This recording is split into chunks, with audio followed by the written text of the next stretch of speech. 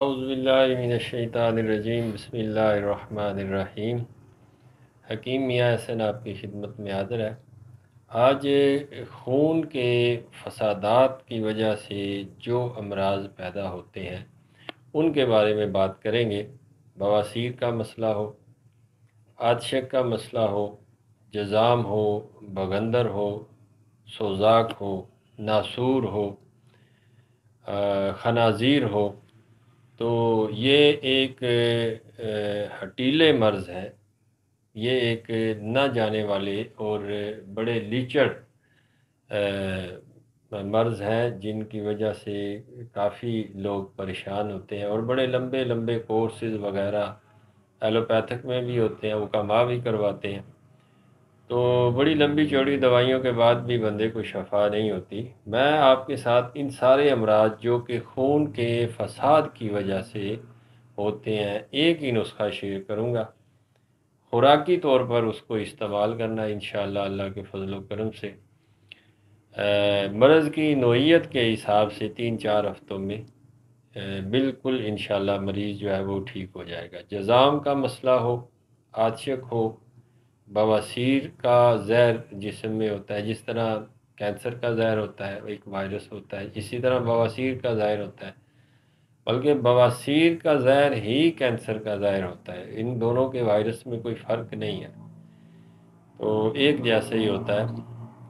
یہ مطلب ہے کہ یہ ایک پڑھی لکھی بات ہے، حکمت کی روح سے بواسیری زہر جو ہے اور کینسر کا زہر جو ہے وہ ایک ہی ہوتا ہے۔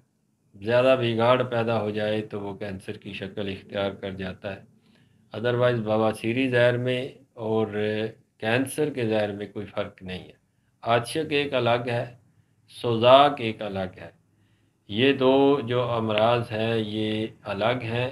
بواسیر اور کینسر کا جو زہر ہے یا وائرس ہے یا بیکٹیریا ہے وہ ایک الگ چیز ہے، یہ دونوں سیم چیزیں۔ تو نسخہ میں آپ کے ساتھ شیئر کروں گا، بنانے میں تھوڑی مشکل ہے، اتنا مشکل بھی نہیں ہے کہ ہر کوئی بندہ نہ بنا سکے، بنا سکتے ہیں، محنت طلب ہے تھوڑا۔ رس کپور آپ نے لینا ہے اچھی قسم کا، کسی بھی بڑے پنسار سے، اچھے پنسار سے رس کپور لیں، 1 تولہ رس کپور لیں اور 10 تولہ گندک آملہ سار آپ نے لینی ہے۔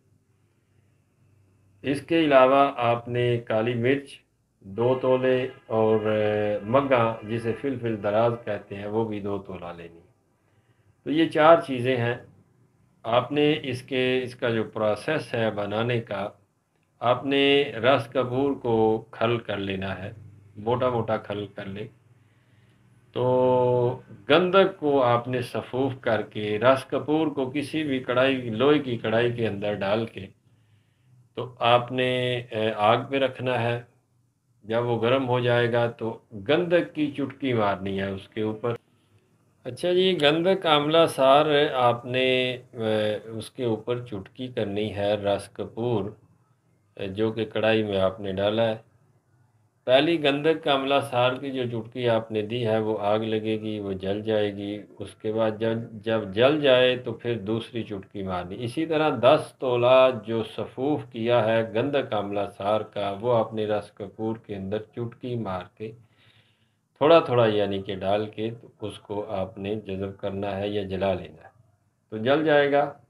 اس کے بعد اس کو نکال لینا ہے۔ یہ جو 2 چیزیں میں نے بتائی ہیں، کالی مرچ اور فلفل دراز مگا، ان 2 چیزوں کو اس کے اندر رکھ کے تو آپ نے کھل کرنا ہے۔ کوشش یہ کریں کہ ادرک کا جو پانی ہے تازہ اس کے اندر یہ چیزیں کھل کر کے، کالی مرچ سے بھی چھوٹی گولیاں بنانی ہیں، کالی مرچ جو ہے اس سے بھی چھوٹی گولیاں بنانی ہیں، 1 گولی صبح و شام کھانا کھانے کے بعد۔ کسی عرق سے دے سکتے ہیں، عرق دماسا سے دے سکتے ہیں، عرق منڈی بوٹی سے دے سکتے ہیں، یا آپ اس کو مسکا سے دے سکتے ہیں، مطلب ہے مکھن سے دے سکتے ہیں، ملائی سے دے سکتے ہیں۔ یہ تو ایک طبیب آپ کو بہتر بتائے گا کہ آپ نے بدرک کا کون سا یوز کرنا ہے، سادہ پانی سے لے سکتے ہیں۔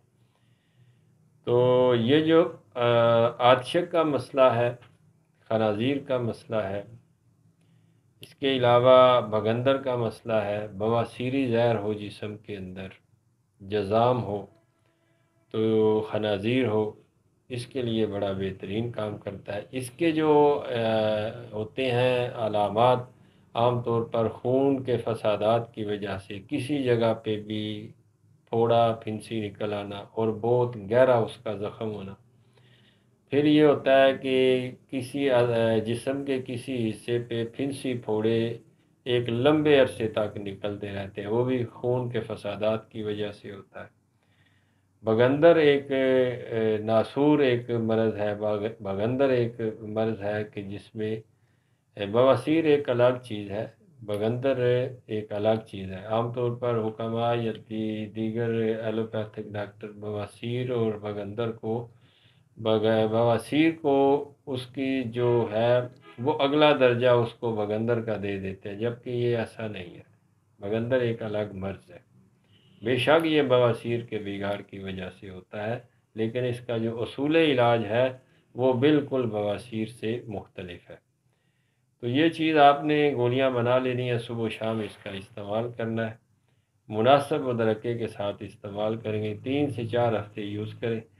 خون کے فسادات کی وجہ سے جو امراض جسم کے اندر ہوتے ہیں وہ انشاءاللہ اس دوائی سے ٹھیک ہو جائیں گے۔ بہت شکریہ آپ کا۔